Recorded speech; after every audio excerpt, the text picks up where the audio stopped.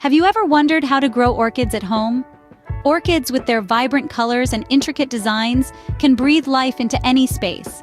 Cultivating these beauties at home not only adds aesthetic appeal, but also promotes a healthier environment. Well, you're in the right place to find out. First things first, gather the necessary supplies. Orchid growing at home starts with an orchid plant itself. Next, you'll need a pot, but not just any pot, it must have drainage holes.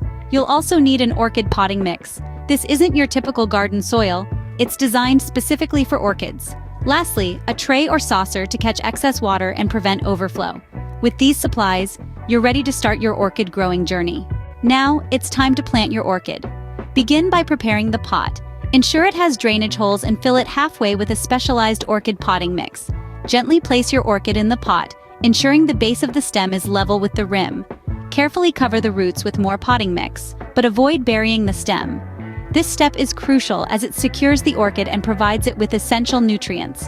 And just like that, your orchid is now planted and ready to grow. Planting your orchid is just the start. It needs proper care to thrive. It's all about balance. Watering should be done sparingly, just once a week. Overwatering can lead to root rot. Light is also a key factor.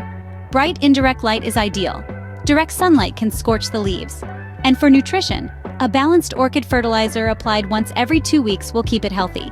Remember, it's not about pampering, it's about providing what's necessary. With proper care, your orchid will bloom beautifully. Growing orchids at home is an enjoyable and rewarding experience.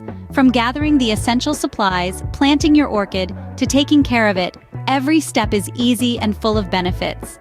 Don't forget to like this video and subscribe to our channel for more gardening tips and tricks.